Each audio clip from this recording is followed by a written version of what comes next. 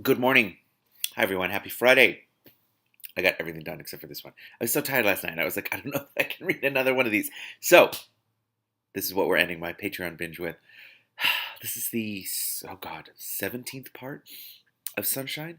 I really hope I got that right. It sounds right in my head. Yes, that is correctly. That is correctly. Good morning. I haven't had coffee yet. Anyway, Kitty, one of my favorite people in the universe. First of all, happy birthday. Belated. I believe it's belated now. You're fantastic. I hope you had a fantastic birthday. I'm going to read and shout about this lovely, lovely book to you. Here we go. Thank you. Again, thank you for supporting me another month on Patreon. Here we go. I just want to read. I just want to read so bad. Okay. I don't know how we came out above ground again, out into the ordinary night, the little ordinary breeze and a few ordinary bats swishing about. Bats. How quaint. I noticed they did not come from where we had come from, however, wherever that was. I don't seem to recall coming out, like from a tunnel. The wilder, intenser darkness of Khan's Earth place merely thinned and crumbled, and eventually we were walking on rough grass and turf, with bats skating overhead. I was uncomfortably reminded of my perfunctory clothing when the breeze showed a tendency to billow up inside the long black shirt, but I was so grateful to be breathing fresh air, and because I desperately wanted to be home, when Khan took my hand I didn't instantly jerk it away from him again. Excuse me, at least he didn't offer to carry me, even though I was barefoot again. It occurred to me that I had a pattern of being inappropriately dressed during my associations with Khan. Oh, I hadn't thought of that. His shorter way was a little like stepping on stepping stones while the torrent foamed around your feet. In this case, the torrent of that conventional reality I was so eager to return to, and threatening at any moment to surge over the edge and sweep you away. I almost certainly would have lost my balance without his hand. You had to look down to see where to put your feet, and reality careering past at Mach 112 is seriously dizzy-making.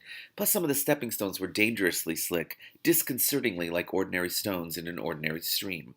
Although I didn't want to think what they were getting slick with. Oh, I hadn't thought of that either. Oh, nor what the equivalent of getting soaking wet might be if I fell off. It was less unnerving than the way I'd gone earlier tonight, as that way was less unnerving than where Emil's Cosmel had taken me, but it was still unnerving. Very. Wondered if traveling through Nowheresville was part of You Will Begin Now. I think to read those lines of power, governance, sorcery as I can read them, that Khan had predicted a month ago. But he'd said read. This was reading I didn't want to know about doing. So many uncomfortable little moments here. Then the stones seemed to get bigger and bigger, and the torrent slowed and grew calm, and we were at the edge of Yolan's garden. I didn't notice him leave. I don't remember his dropping my hand, but as I recognized the shape of the house in the near light of mundane night under the open sky, I realized I was alone. I remembered, as I staggered up the porch steps, trying to avoid the creakiest ones, that I didn't have the key to my apartment. Again. At this rate, I should start keeping a spare under a flower pot for those nights I found myself doing something strange with Khan while barefoot and unsuitably clothed. Maybe it was the necklet, but I put my hand over the keyhole and growled something, I don't know what, and heard the damn bolt click open. That's amazing. I also heard tiny ward voices chittering at me irritably, but they didn't try to stop me coming in. I rebolted the door tidily behind me. I didn't take his shirt off. I fell onto my bed and was asleep instantly. Oh. Oh. I half expected to wake up and find myself lying in a little pile of ashes when the black vampire shirt disintegrated under the touch of the sun's rays. I more than half expected to wake up having had a long labyrinthine dream about calm and with a background to match. Labyrinthine, I mean. No, again. Although I remember when I'd last woken up in my bed and hoped that what I remembered about something strange with Khan had only been an embarrassing dream.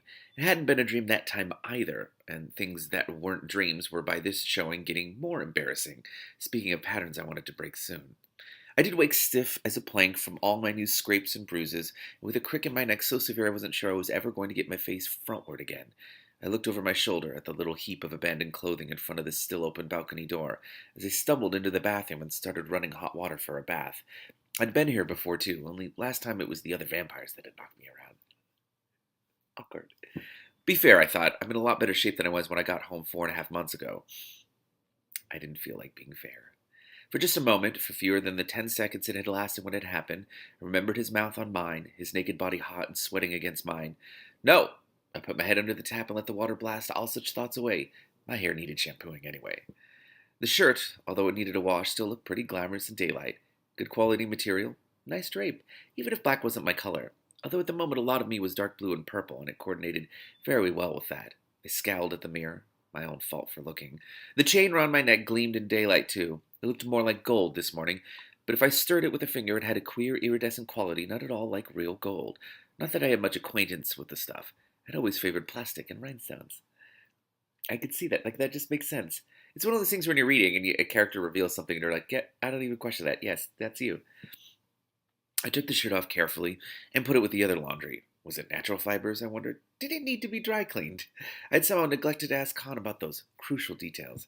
Borrowing shirts from ordinary guys wasn't this complicated. For one thing, ordinary guy shirts usually had washing instruction tags in them. This one didn't have any tags.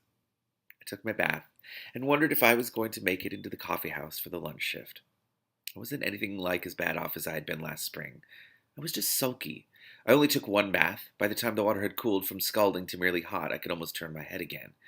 I left the rainbow chain around my neck during my bath. I didn't want to take it off somehow, and I doubted that bubble bath was going to tarnish it. What I did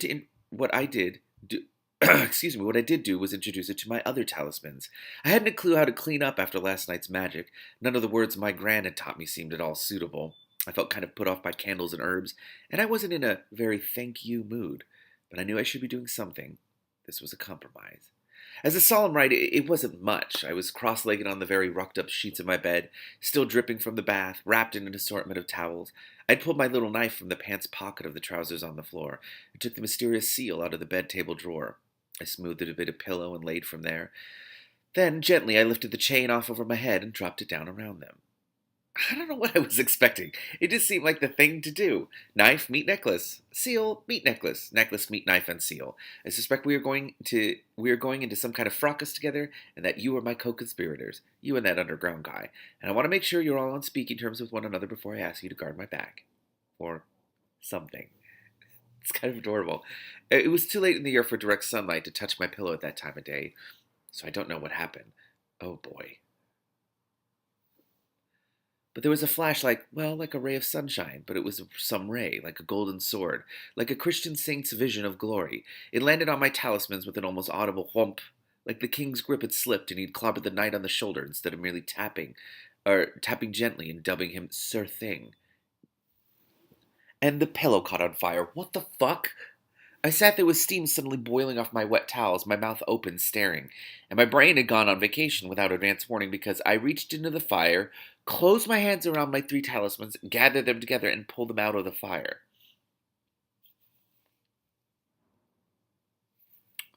The fire went out. The pillow lay there, charred and smoking. My hands felt a little hot. No big deal. When I opened my hands, there were 3 overlapping red marks on the palms. One long, thin, almost rectangular oval for the knife, one smaller, shorter, fatter oval for the seal, and a scarlet curl over the ball of one thumb, a slightly ragged thread-width stripe for the chain. None of the objects themselves now felt any more than human body temperature warm. None of them looked a trace different than they had a minute before they had been set on fire by persons or forces unknown. Oh, I said. My voice quavered. Oh, my.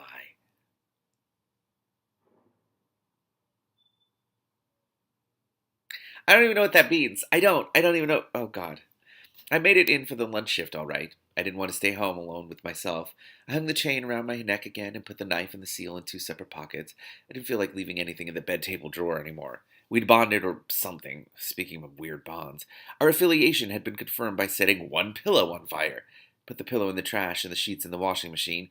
My sheets had never been so clean as they'd been in the last few months. I hardly got them on again before something else happened, and I was feverishly ripping them off and stuffing them in that wash with double amounts of soap and all the extra buttons pushed. Extra wash, extra rinse, extra water, extra spin, extra protection against things that go bump in the night.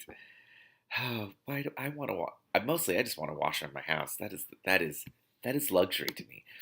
Unfortunately, I never could find that last button. Someday soon, I'd buy another pillow and a new set of pillowcases. Turned out, since I was dressed in long sleeves and a high neck and jeans, you didn't see the bruises much. There was one on my jawline that was going to be visible as soon as I tied my hair back, and a gouge down my forearm that I decided I had to put a bandage on, even if this made it look worse than it was. Couldn't be helped. You can't ooze in a public bakery any more than you can cook anything without rolling your sleeves up first. I'd worry what to tell Mel later. What? I don't even know, like, a lie you could make up. Like, Polly was glad to see me. It had been a busy morning, but then it was always a busy morning. We're full up with softs, he said. Oh, boy. Oh, of course. I grunted. I'd seen them on the way in, glancing through the door to the front, having thoughtfully come in the sideway for staff only and hungry derelicts, just in case of things like softs. I put a clean apron on and tied my hair up at lightning speed, lightning bolt, golden sword, Mach 112. Threw a little flour in my face to camouflage the bruise on my jaw, and was up to my elbows in pastry by the time Pat had drifted, apparently aimlessly, into the bakery. I hadn't seen him on my way in. He'd been moving pretty fast himself if they'd called him over from HQ. A word with you on your next break, he said. I've only just got here, I said, smudging flour and butter and confectioner's sugar together briskly. Whenever, he said, loitering. I mean, how long are you willing to wait there for? It'll be a couple of hours, I said quillingly. I could feel Polly raising his eyebrows behind my back. Pat was usually a friend with privileges. That had been before I'd found out my loyalties were not merely divided. They had hacked me in two and were disappearing over the horizon in opposite directions. Whatever you say, ma'am, he said, saluting, although not very convincingly. I don't suppose there are any cinnamon rolls left? No, I said. Walnut sticky bun, said Polly. Blueberry muffin, pumpkin muffin, orange carrot and oat muffin, pear gingerbread. Ooh, can I have that? Honey cake? One of each, said Pat, and disappeared. Polly hadn't been with us long enough yet to pretend to be impervious to the sincere flattery of people gorging themselves on the stuff you had made. He rubbed his face with a sugary hand to disguise the grin and went off to load up a plate and shout for Mary to take it out front. Pear gingerbread? Why don't I have that right now? Oh, God, I haven't eaten breakfast. This sounds so good. I was tempted not to admit when I went on break, but I was having to do enough lying just by plugging through my days and nights. I didn't want to get too used to it. It was like I didn't want to forget the difference between daylight and nighttime, and both my funny eyes and my funny new life and undead style seemed to be prodding me relentlessly in that direction. Not funny. My sunshine self, my tree self, my dear self. Didn't we outnumber the dark self? My hands patted the two pockets that contained the knife and the seal, leaving two more smudges on my apron. I took the apron off and washed my hands and made myself a cup of tea and went out front. Pat had either come back or was still there. Polly's piled-up plate 2.5 hours ago hadn't been enough. He was now eating lemon-less pastry bars and killer zebras. Any normal human ought to have a gut he'd have to carry around on a wheelbarrow the way he ate. This had crossed my mind once or twice before, being many years acquainted with Pat's eating habits, but he was a soph, you know? He got a lot of exercise and had a high metabolism rate. I wondered again what kind of demon he was. If he was a rubberfoot, which came in blue sometimes, he could walk up walls, for example, which must burn a lot of calories. I nodded to him and went out to sit on the wall of Mrs. Bielowski's flower bed. The sun was shining. Oh, boy. Oh, no. He followed me. Listen to the news last night, he said. I was making it, I thought. I suppressed a shudder. No. 1 killed and 3 missing in no town, he said. The 1 killed is confirmed sucker. You can't be sure this soon that the other 3 are anything but missing, I said. Maybe they ran away. Pat looked at me. They may have run away from something else, I said, that had nothing to do with vampires. The moon may be one of Sunshine's killer zebras, but I doubt it, said Pat. A lot of people saw these 4 hanging around together earlier in the evening. I didn't say anything. 4 is a lot for one night, even in no town. I still didn't say anything. We'd like you to come around this afternoon and have another stroll through a few cost mails, said Pat. I don't get off till 10 tonight. We'll wait, said Pat grimly. There's one little snag. Emil doesn't want to do it. She says you tried it on your own a few days ago and it took you away somewhere. She said she thought you died. Now, why would you want to try it on your own, I wonder? What do you think? I said, looking at him steadily. The shadows on his face lay plain and clean. I slid a little further into my strange seeing. These shadows had a slightly rough or textured quality I was beginning to guess meant part blood. I'd seen it in Maud's face first, but Emil had it too, and in Pat's case this was not quite human aspect, was distinctly blue. But the shadows said there was no deceit beyond the basic subterfuge of passing for pure-blood human. Pat was who he said he was, and believed what he said he believed. Want to find these guys too, I said, and Soph, begging your pardon, makes me nervous. Pat sighed and rubbed his head with his hand, making his short, soft Norm hair stand on end. Look, kiddo, I know all the usual complaints about Soph, and I agree with most of them. He saw me looking at his hair and smiled a little. So I don't happen to mind the hair and the uniform. That's not a crime, is it? But we can protect you better at Soph HQ than you can protect yourself anywhere else. What if you were tracking... I missed a word. There we go. What if what you were tracking had noticed you were searching for it the other day? You think you could have got back out fast enough for it to not follow you home? The fact that Emil is still alive proves that it didn't notice. But I think that was dumb luck. Nobody's ever lived a long, happy life depending on dumb luck. And depending on any kind of luck is as good as tearing your own throat out when you're messing with suckers. I don't care what extra powers you got, sunshine. I swallowed. Did you say all that to Emil? Excuse me. You bet I did, babe, and more besides. She is, after all, on our payroll and subject to our rules. You aren't, yet, although I thought about it. But Soft doesn't pay so good, and generally we have to blackmail people like you and Emil, to put it bluntly. Not to mention figuring out what the official description of what we wanted you for would be. I could probably tie you up in a big knot of top-secret intelligence bureaucracy. We've got powers to compel ordinary citizens in certain circumstances. Did you know that? And we can make these the right kind of circumstances, never fear. But it would take too long, and I suspect it would make you ornery. We need you too badly to risk pissing you off. If we can get you any other way. By the way, you were planning on coming to us with anything you found on the other end of Camille's cosmos, weren't you? You don't have any noble, suicidal plans to take these suckers on by yourself, do you? Tell me you are not that stupid. I said with perfect honesty, I have no intention of trying to take these suckers on by myself. No. I mean, she is telling the truth. Pat looked at me with a slight frown. Why doesn't that sound as reassuring as it should? I gazed back at him innocently, as innocently as I could. He sighed. Never mind. We'll see you at 10 tonight. In fact, I'll come by myself at closing. I'm not going to sneak out the back way and go home if I've told you I'll come, I said, annoyed. You haven't actually said you will come, said Pat calmly, and I don't want you walking around by yourself at that hour in case Bozo gets wise between now and then. This was a little too near, a little too much of the truth. Bozo, I said carefully. Do you have a name? Have we ever had a name, said Pat. You find him, and you stake him, and then you burn him to be sure. But we're obviously chasing a master vampire here, and it's easier if we call him something, assuming it's a him, which they usually are. So we're calling him Bozo. So close to the actual truth, right? A little too near to a little too much of the truth. Oh, God. So are you saying you'll be waiting for me at 10 tonight, then? But if Emil... I'll tell her you're coming anyway, and we've got that Cosmill saved, and we can do it without her if we have to. She can either come by or come be part of the safety net or sit at home, waiting for really bad news and be hauled over the carpet and messily fired later on. What sweetheart, you soft-sort, I said. There was no humor at all in Pat's face when he replied, yeah, but we're real devoted to the idea of keeping the live alive.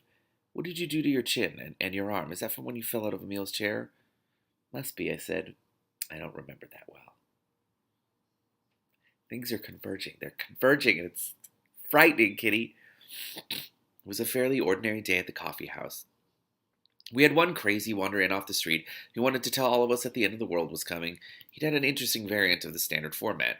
In his reading, the moon was going to be moved in front of the sun and kept there to create a permanent eclipse while the creatures of dark took over down here.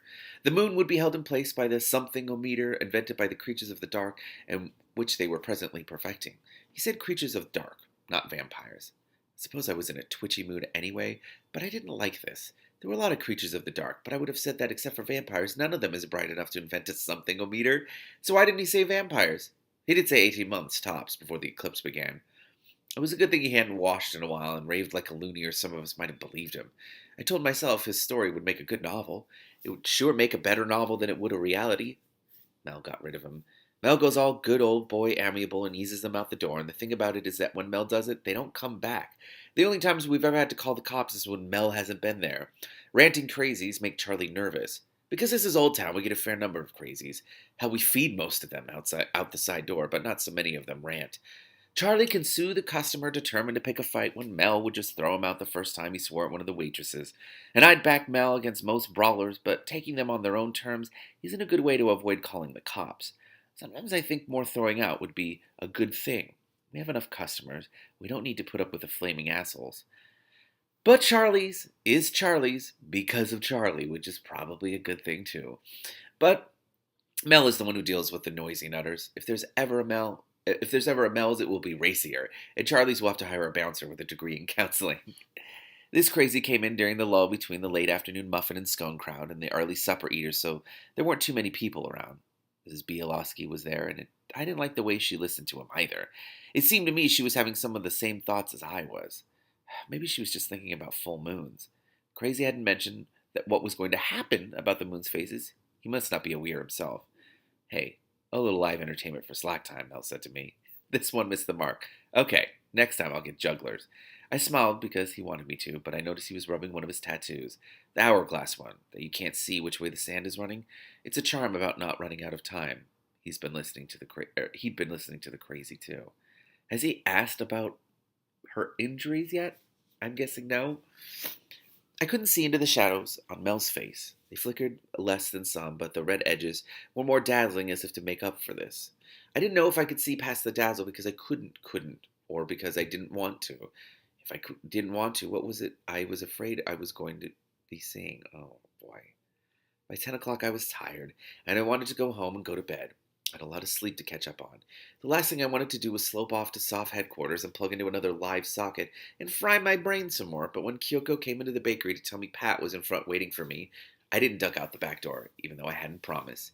I may have given the cinnamon roll sponge a few more vicious stirs than it needed, but then I threw my apron into the laundry, washed off the worst of the day's spatters and stains, and went to meet my fate. I paused briefly under the doorway. A few days ago, I tacked up a string over the lintel so I could stuff some of Mom's charms up there. They balanced on the narrow lintel edge and were kept from pitching over by the string. She hadn't said anything, but then we never discussed the fact that she was coming into the bakery when I wasn't there. She rarely crossed the threshold when I was, and leaving charms roundabout. Well, so the glove compartment was full, or she was wearing me down. And they wouldn't last long trying to protect a doorway that had people coming and going through it all the time, but at least they could keep their eyes, so to speak, on me when I was there. And while they still had what in charms passes for eyes. The funny thing was that I'd begun to feel them there, and kind of didn't mind. I've said that charms usually rub me up the wrong way, like a rash, or a colicky baby living in a spare bedroom whose mom sleeps deeper than you do. And when I stood under the doorway for a moment, I felt their goodwill. I'm not sure it was any stronger than that, soaking in. I felt like a baba sucking up rum, or possibly chopped piccalilli vegetables vinegar. I shook my head up to make the opalescent chain swish over my skin, and patted my pockets. Pat and I walked over. To my surprise, I kind of want to know if there's anyone close enough to make a pass at you, said Pat. Hope you got a table knife in your pocket. Very funny, I said. Shouldn't be necessary, said Pat, unfazed. I got a few of ours skulking in the shadows, ready to race to our rescue. This was not comforting. Not so much because a vampire could have struck in from nowhere and killed us both before any human defender had done any more than take a deep breath and wonder if there was a problem, but because of what Soph didn't know about my extracurricular activities. I didn't want Soph watching me that closely, and I didn't like their spending that kind of expensive human time on me. You sound like you're taking this very seriously. You betcha. Why? You haven't got any proof that what Emil and I are doing is anything but psycho-doodling. Pat was silent a moment, and then gave a heavy sigh. You know, Sunshine, you're a pain to work with. You think too much. Have you read anything about the little black boxes that are supposed to register other activity? They're called tickers. Yeah, they don't work. Actually, they work pretty well. The problem is that there is a larger number of unregistered part bloods in the general pop than anyone wants to talk about. Well, gosh, isn't that surprising? And the tickers keep getting confused, or, sabotaged. It's been a real bad problem in Soph for some reason. Can't imagine why.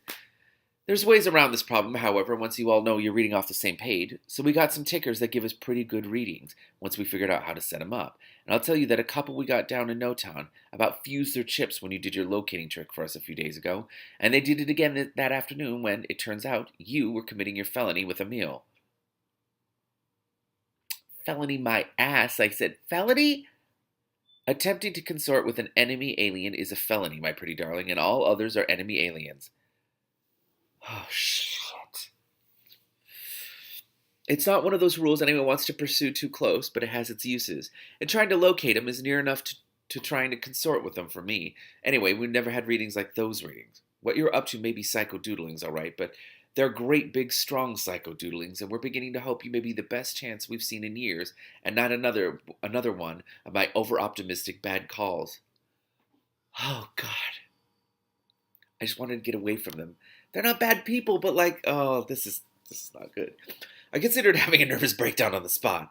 Probably could have thrown a good one, too, about how I couldn't take the strain, that my life had crashed and burned those 2 nights ago when I went missing by the lake, and all Pat and Soph were doing now was stamping out the ashes. And oh, by the way, if you have an axe handy, I'll run mad with it now and get it over with, since my genes are being slower off the mark than I've been expecting, since I figured it out 2 months or whatever ago. And by the way, that was Soph's doing, too, you guys and your and your sidelong suggestive little chats. While half my brain was considering the nervous breakdown recourse, the other half was considering whether maybe I could locate Bo well enough and then let Soph handle it. Con and I wouldn't have to go within miles, vampire or human miles, of no town. We could sit at home drinking champagne and waiting for the headlines. New Arcadia's soft division eliminates major vampire lair and destroys its master. Our correspondent, blah blah blah. My imagination wanted most important strike since Voodoo Wars, but it wouldn't be. It felt global to me because it was my life on the line. Yikes. But it wasn't going to happen that way. I didn't even know why, not to be able to explain it, but I could feel it, like you feel a stomachache or a cold coming on, or somebody's eyes staring at a hole in your back.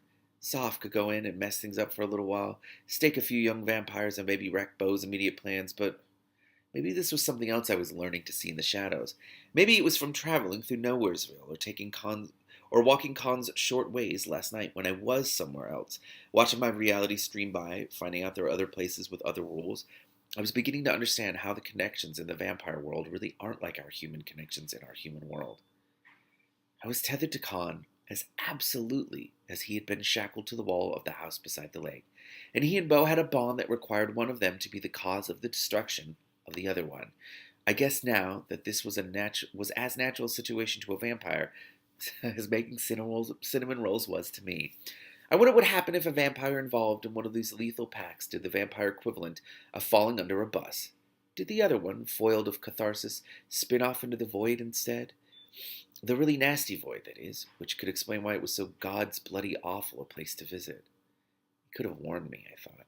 Con could have said something that second morning by the lake. Would it have occurred to him? No. Besides, what was he going to say? Die an hour later? That had been the choice all along, and as far as my situation now being the mere sad, inevitable result of my being in the wrong place at the wrong time, grow up, sunshine. Bo would be just a tiny bit irritated with me personally, having not only escaped but taken his prized prisoner with me. What had kept me alive so far, my scorned and ignored magic-handling talent, my reluctant and harrowing alliance with Con, was also what was causing the bond. Ordinary mortals don't get bound up in ceremonial duels to the death with master vampires. But ordinary mortals don't survive introductory vampire encounters either. Yeah, that's true. I cast back to that second morning at the lake and thought, he did warn me, or remind me. I just didn't hear it. Why should I? And why should he think I needed warning? That we are both gone will mean that something truly extraordinary has happened. And it almost certainly has something to do with you, as it does it not? And that therefore something important about you was overlooked. And Bo will like that even less than he would have liked the straightforward escape of an ordinary human prisoner. He will order his folk to follow. We must not make it easy for them. I was the one who had assumed the time limitations around Con's annotations of our predicament. More recently, Con had said, I knew what happened at the lake would not be the end. It wasn't like I'd been surprised. Okay, what if, just as a matter of keeping our position clear here, what if we managed to off Bo now? What new chains of vengeance and retaliation would we have forged instead? I wanted to laugh, but I didn't want to come up with a likely story to explain to Pat what I was finding to laugh at, unless I wanted to make my laughter hysterical as a lead-in to my nervous breakdown. But I didn't. I wanted to find Bo and get on with it. Whatever happened next. Whatever. I would think about whatever if there was a tomorrow to think about it in. Right now, today was enough. Like getting away from the lake alive had been enough. If Emil's cow smell was Bo and I could trace it, and Soph could offer some protection from being traced back, then I'd risk doing it with Soph. I wanted to find Bo, and hadn't I just been saying there was a bond between Bo and me as well? Big, ugly, mega yuck. What I didn't want was to get sucked in again and maybe somehow this time pop out on top of Bo. As things I couldn't bear to think about went, this was very high on the list. My sunshine self, my tree self, my dear self. Didn't we outnumber the dark self? I hope so. I like that recurring motif of her asking herself that, though.